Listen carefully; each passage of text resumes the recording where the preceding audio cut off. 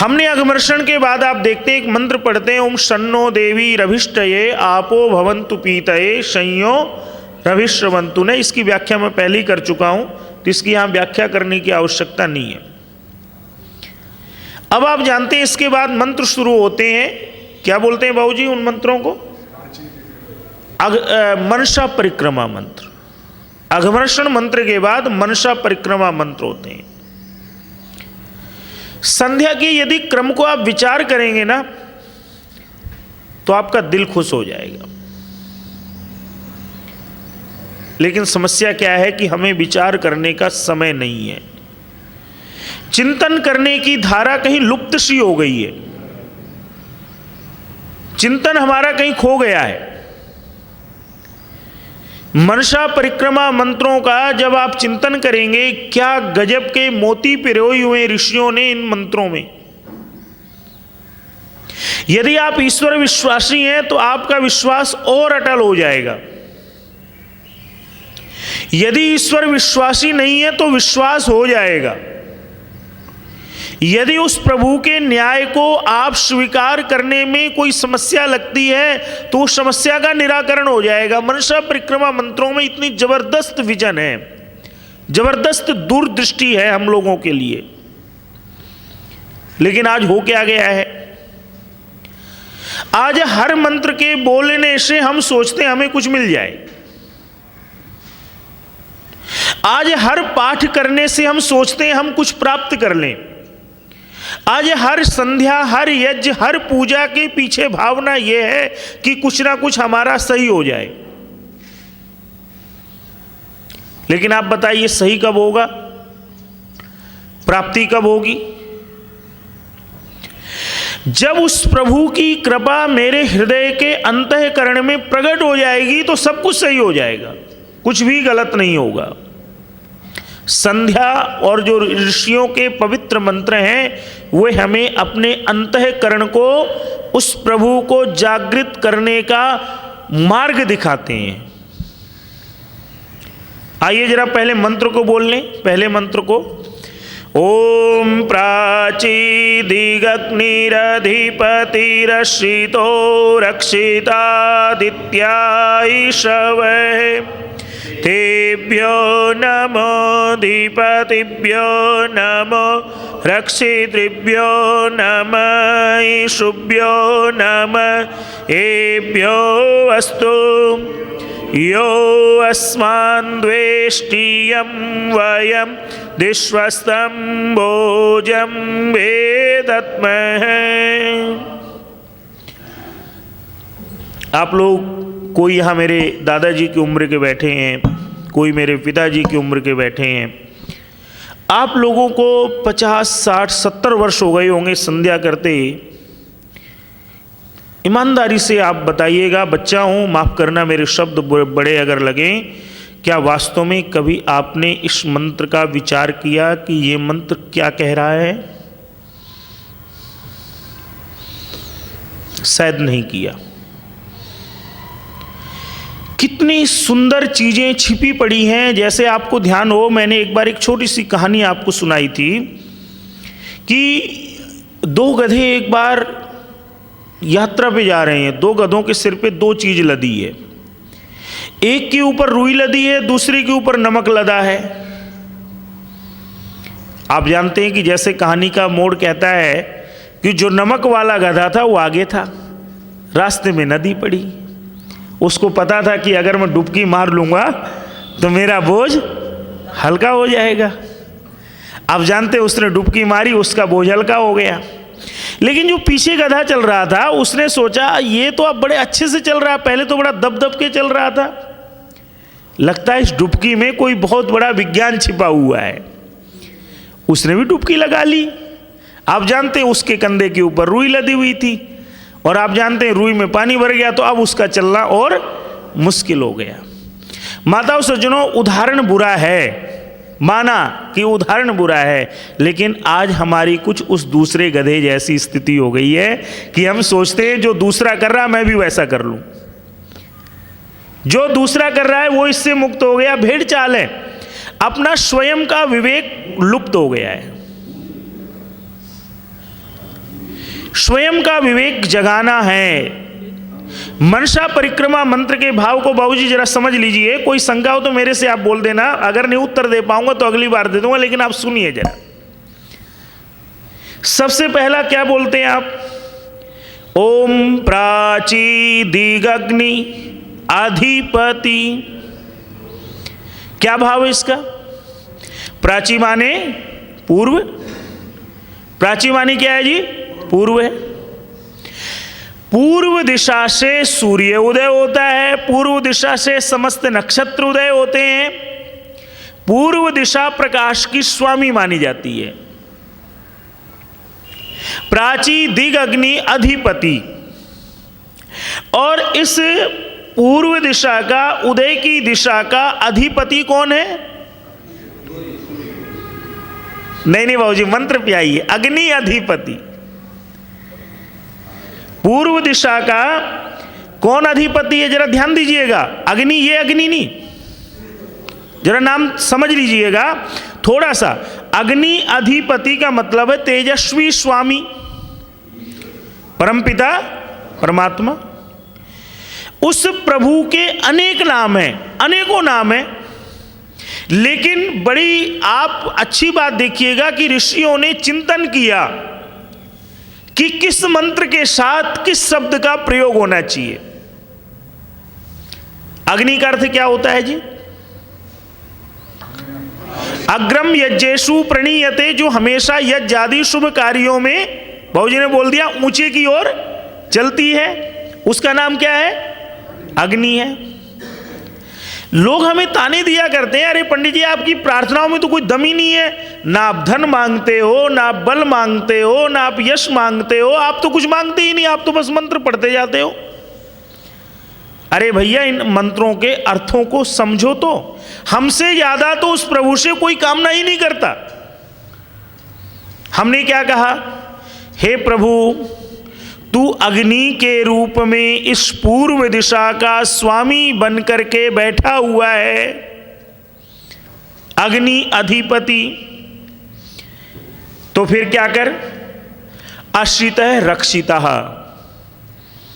आश्रितः रक्षितः।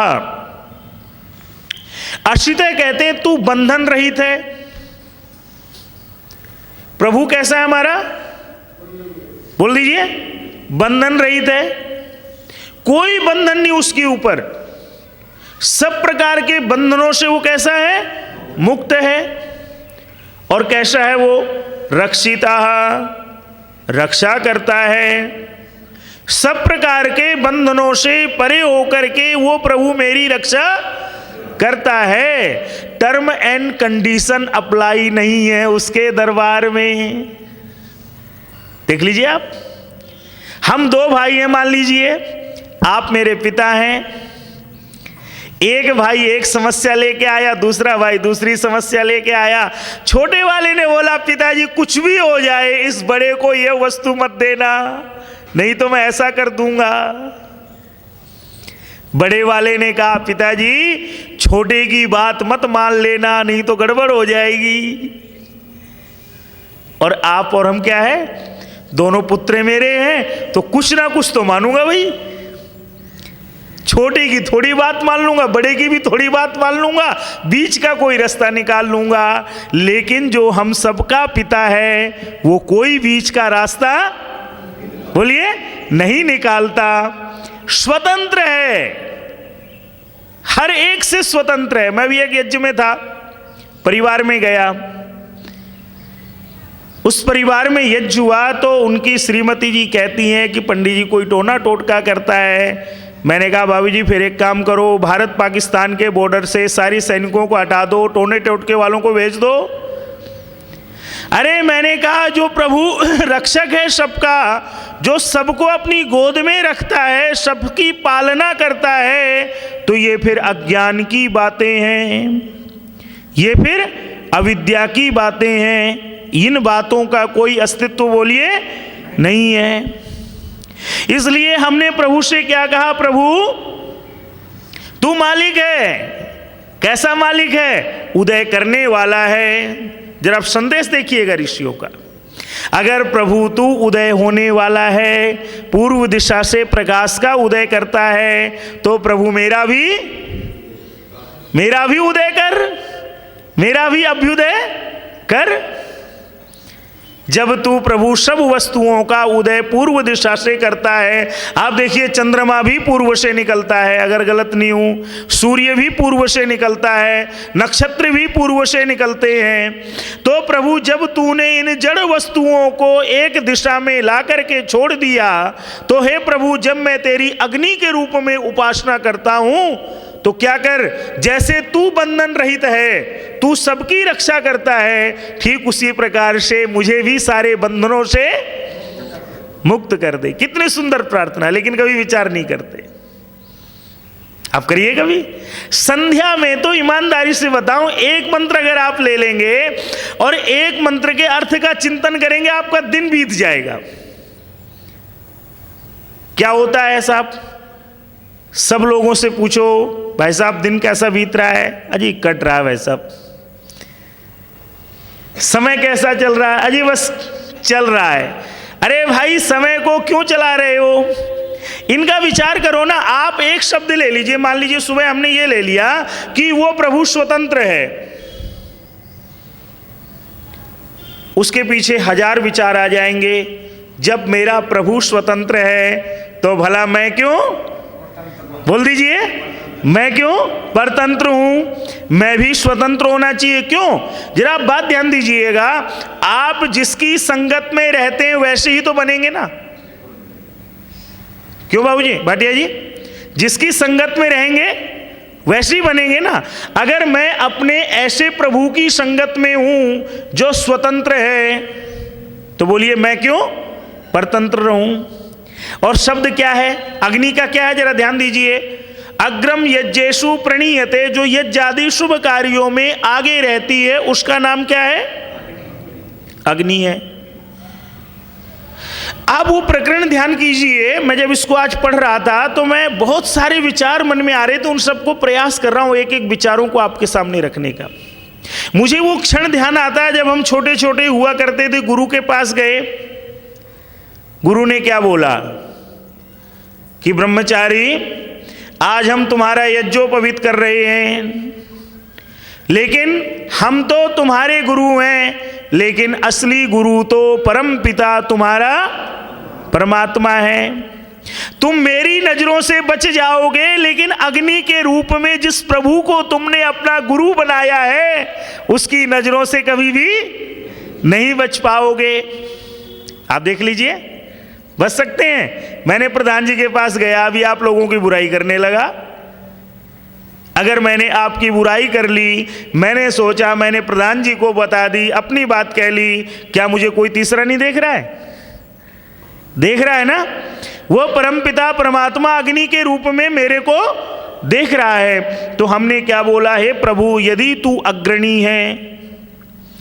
फिर वेद एक चीज और कहता है, वेद केवल आपको छोड़ नहीं देता उपदेश करके, वेद अगली चीज कहता है। अग्रणी कौन होता है? कहते हैं जो गुरु को मानता है। जरा ध्यान दीजिएगा, लोग कहते हैं यार ये समाजी गुरु को नहीं मानते, हमारे जैसा तो गुरु को कोई मानने वाला नहीं। हमारे यहां पर यह चर्चा आती है कि वास्तव में जीवन में यदि आगे बढ़ना है तो एक परमपिता परमात्मा को, एक माता पिता को, एक गुरु को, इनको कभी मत भूलो। आप देख लीजिए यज्ञोपवीत डालते हैं, 3 धागे होते हैं ना जी, एक प्रभु का, एक गुरुओं को और एक माता पिता का। यही है ना कि 3 ऋण से हम कभी उऋण, बोलिए, नहीं हो सकते। तो अग्नि के रूप में कहा गया कि प्रभु तू ही मेरा सबसे बड़ा गुरु है, तू ही मेरा सबसे बड़ा गुरु है। तो प्रभु एक काम करना, मुझे कोई अच्छा गुरु भी देना। उस प्रभु की कृपा से क्या अच्छा गुरु नहीं मिलता? स्वामी दयानंद जी को बोलिए मिला कि नहीं मिला? लेकिन खोजा ना उन्होंने, पूरा हिमालय खोज डाला, पूरा गंगा का क्षेत्र घूम डाला, पूरा नर्मदा के जंगल छान मारे, अंत में गुरु की तलाश पूरी हुई कि नहीं हुई? बोलिए। लेकिन आज हमें फुर्सत ही नहीं गुरु को ढूंढने की। जो आ गया बस वही गुरु, जो मिल गया वही गुरु।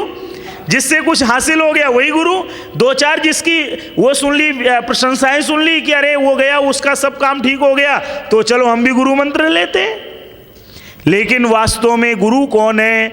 जो हमेशा आपको ज्ञान के प्रकाश के मार्ग पर ले जाए, उसका नाम क्या है? गुरु है। इसी प्रकार से आगे चीज क्या आती है? अब कहते हैं वो प्रभु कैसा है? बंधन रहित रक्षक है। उसमें फिर ये नहीं होगा कि मैंने अपनी सिफारिश कर दी दूसरे के खिलाफ तो प्रभु ने उस स्वीकार कर ली, उस पिता की तरह जैसे दो बच्चों का मैंने उदाहरण बताया। मेरा प्रभु तो अपने न्यायानुसार निर्णय लेता है, अपने विवेक के अनुसार निर्णय लेता है, और उसके निर्णय ऐसे होते हैं कोई पलट नहीं सकता। आप जानते हैं ना, सेशन कोर्ट का निर्णय हाई कोर्ट ने पलट दिया, हाई कोर्ट का निर्णय सुप्रीम कोर्ट ने पलट दिया, सुप्रीम कोर्ट का निर्णय पता चला राष्ट्रपति जी ने पलट दिया, राष्ट्रपति का निर्णय किसी और ने। वो श्रृंखला कभी पूरी नहीं होती है, लेकिन जो एक सुप्रीम पावर है उसके निर्णय को कोई पलट नहीं सकता है। ये पहली चीज सिखाती है ये मंत्र। अगला शब्द क्या है? जरा बड़ा सुंदर है, ध्यान दीजिए। आदित्य ईश्व है। आदित्य कहते हैं जो प्रकाश रूप है वो प्रभु के शस्त्र हैं, जो प्रकाश की किरणें हैं वो उस प्रभु की शस्त्र हैं। शस्त्र कैसे हैं आप बताइए? शस्त्र अस्त्रों से हम क्या करते हैं? अपनी रक्षा करते हैं ना। पहला काम तो क्या करते हैं हम? अपनी रक्षा करते हैं। जब उस प्रभु की प्रकाश की किरणें हृदय में अनवरत प्रवाहमान रहती हैं तो हम अनजान अंधकार से, बोलिए बाबूजी, बच जाते हैं। वो ऐसी रक्षा देता है वो प्रभु। छोटा सा उदाहरण देता चलूं। प्रहलाद का नाम सुना ना आपने? पौराणिक कथा है, आप सब जानते हैं। उसकी बुआ को क्या था कि वो अग्नि में जलेगी नहीं, लेकिन वास्तविकता ये थी कि कहते हैं कि जो उसकी बुआ थी, जिसका नाम क्या था जी? होलिका नाम था। अभी होली गई इसलिए याद दिला रहा हूं आपको। कहते हैं उसके पास ऐसा एक दुशाला था, ऐसा एक वस्त्र था कि वो अग्नि में जलता नहीं था, और वो उसको लेकर के अग्नि में बैठ जाती थी तो बच जाती थी। अब एक बात देखिए, आजकल जो फायर फाइटिंग वाले लोग आते हैं वो ऐसी कपड़े पहन के आते हैं ना जो अग्नि से जले नहीं। तो कहते हैं कि हुआ क्या, प्रभु की कृपा से वो जो दुशाला था वो होलिका के नीचे ससरक गया और प्रहलाद के नीचे आ गया। वो जल गई, प्रहलाद बच गया। और बात क्या थी? प्रहलाद ने क्या बोला अपने पिता को कि तुम भगवान बोलो नहीं हो सकते, प्रभु तो कोई और है। ठीक उसी प्रकार से यहां पर बहुत सुंदर शब्द है, क्या है? प्रकाश ही मेरा शस्त्र है। ये भावना जगती हमारे अंदर क्यों नहीं? आप बोलो, मेरे को अभी आप दो शब्द बोल दो, मैं बौखला जाऊंगा। आपको मैं दो शब्द बोल दूं, आपको क्रोध आ जाएगा। अरे भाई, हमें क्यों विश्वास नहीं होता उस प्रभु के ऊपर? अरे एक देव दयानंद है जो कि तहसीलदार क्या करता है, जो पान में विष देता है, तहसीलदार उसको ले जाता है ना पकड़ के कि स्वामी जी इसी ने आपको जहर दिया था। यही घटना है ना जी? स्वामी जी इसने आपको क्या किया था? जहर दिया था। और स्वामी जी क्या कहते हैं? नहीं, इसको छोड़ दो, मैं किसी को बंधन में डालने नहीं आया। अरे गुरुवर की कितनी बातें हैं जो हम पालन नहीं कर पाते। इसका मतलब देखो, आप एक बात देखो, उस गुरुवर देव दयानंद को प्रभु के ऊपर कितना विश्वास था, और हमें रत्ती भर भी नहीं है। हम आस्तिक हैं, यज्ञ करते हैं, संध्या करते हैं, अच्छे लोगों में बैठते हैं, स्वाध्याय करते हैं, लेकिन जब जीवन में परीक्षा की बारी आती है कांप जाते हैं। ईमानदारी से बताइए, मैं तो कांप जाता हूं। अगर आप नहीं कांपते तो प्रभु की बड़ी कृपा है। कांप जाते हैं, अरे अब कैसे होगा, अब जीवन में क्या होगा, आगे क्या होगा। अरे भाई, इसका मतलब जो प्रभु प्रकट होना चाहिए किरणों के द्वारा, जैसे जब सूरज निकलता है और जब तक वो सूरज फैलता नहीं है तब तक सूरज की आभा आपको प्रकट नहीं होती है, ठीक उसी प्रकार से उस प्रभु की प्रकाश रूपी किरणें जब तक हृदय में प्रज्वलित नहीं होंगी तब तक उस प्रभु का विश्वास हमें नहीं होगा। अगली चीज क्या आती है जी मंत्र में? तेभ्यो अधिपतिभ्यो नमः। तेभ्य उन सभी अधिपतिभ्य तेजस्वी स्वामियों को ही मेरा नमन है, जो इस सारी सृष्टि को प्रकाश देता है, जिसका बंधन कुछ नहीं है, जो सबकी बिना बंधन के रक्षा करता है। मैंने एक शब्द प्रयोग किया, टर्म एंड कंडीशन अप्लाई नहीं है, जो बिना शर्त के बिना उसके रक्षा करता है। अब देख लीजिए, अगर आप और हम प्रभु की स्तुति करते हैं तो मेरी भी रक्षा करता है, और जो सड़क पर खड़े होकर के कहता है कोई भगवान नहीं, वो प्रभु उसकी भी रक्षा करता है कि नहीं करता है? बोलिए आप। अगर मेरे आपके पास कोई आए और कहते बाबूजी आप तो बहुत बुरे हो, आप तो बहुत बुरे हो, और फिर थोड़ी देर बाद पता चले वो कहे मुझे खाना दे दो, तो आप क्या कहेंगे कि भाई मैं तो बुरा हूं, मैं तुझे खाना क्यों दूं? लेकिन मेरा जो प्रभु है वो ऐसा नहीं है। वो क्या, तेभ्यो नमो अधिपतिभ्यो नमः। बड़ा सुंदर शब्द है, हे प्रभु मैं ऐसे तेजस्वी स्वामियों को ही नमन करता हूं और किसी को नमन, बोल दीजिए, नहीं करता। आगे क्या है, रक्षितृभ्यो नमः। जो बंधन रहित संरक्षक है उसके लिए मेरा नमन है, जिसका कोई बंधन नहीं। आगे क्या है, ईशुभ्यो नमः। प्रकाश के शस्त्रों के सामने हमारी नम्रता रहेगी। आगे है एभ्यो नमः अस्तु। और ये अस्मान द्वेष्टियम वयम दिश्मस्तम वो, बोल दीजिए, जम्बे दद्मे। देखिए, आप किसी को देख लीजिए, मैं ऋषियों की एक परंपरा कहता हूं, आप वशिष्ठ जी को देखिए, विश्वामित्र जी को देखिए, महर्षि दयानंद को देखिए, किसी का भी नाम लीजिए ऋषि का, आपने कभी किसी को अपने हाथों से किसी को दंड देते हुए नहीं सुना होगा। मुझे एक उदाहरण याद आ रहा, फिर मैं आपको इस मंत्र के अगले टुकड़े की बात करूं तो आपको समझ में आएगा। कहते हैं एक बार क्या हुआ कि दो ऋषि थे, शंख और लिखित। शायद पहले कभी मैंने सुनाया हो, आपको दोबारा सुन लीजिए। शंख और लिखित दो सगे भाई थे। तो कहते हैं कि दोनों के आश्रम अलग अलग थे। एक दिन क्या हुआ कि जो लिखित था वो शंख के आश्रम में आया, और शंख जी आश्रम में थे नहीं। तो उसने क्या किया कि उसने भूख लगी हुई थी, फल तोड़ के खा लिए। भाई, भाई का आश्रम है, कौन सा किसी और का है, चोरी थोड़ी कर रहा हूं। अरे मैं आपके अपने घर में आया हूं बड़े भाई के, मुझे भूख लगी तो जो भी होगा मैं खा लूंगा लेके। अब क्या हुआ, थोड़ी देर बाद बड़े भैया वापस आ गए। उन्होंने पूछा, लिखित तुमने ये फल किसकी आज्ञा से तोड़ करके खाए? तो लिखित ने कहा कि भैया ये तो आपका ही आश्रम है, मुझे किससे पूछने की जरूरत है। लेकिन अचानक ये कहते कहते उनका विचार बदल गया। कहते हैं हाँ भैया, गलती हो गई मेरे से। यम नियम आसन प्राणायाम प्रत्याहार धारणा ध्यान समाधि जो अष्टांग योग है, उसी में यह वर्णन है कि किसी की वस्तु है तो उसको जब तक उससे आज्ञा ना ले लो तो उसकी वस्तु मत लो। कहते हैं हाँ भैया गलती तो हो गई। कहने लगे इसका मतलब आपने चोरी करी? लिखित ने कहा हाँ भैया चोरी करी। इसका क्या दंड होना चाहिए? तो कहने लगे भैया कि जो राजा यहाँ का है वो हमें दंड देगा। जरा ध्यान दीजिएगा बात पे, राजा हमें दंड देगा, हम राजा के पास चलते हैं। दोनों भाई राज दरबार में पहुंच गए। उस समय ऋषियों का बड़ा आदर था। दोनों भाई जब राजसभा में पहुंचे, राजसभा लगी हुई थी, तो कहते हैं सारे मंत्री सारे दरबारी और राजा खड़ा हो गया। खड़े होकर के उनको आदर दिया कि आइए आप आसन पर प्रतिष्ठित होइए। लेकिन उन लोगों का भी जरा देखिए बात को। दोनों ऋषियों ने कहा राजन आज हम आपके आसन में प्रतिष्ठित नहीं हो सकते हैं, हम आपसे न्याय मांगने आए हैं।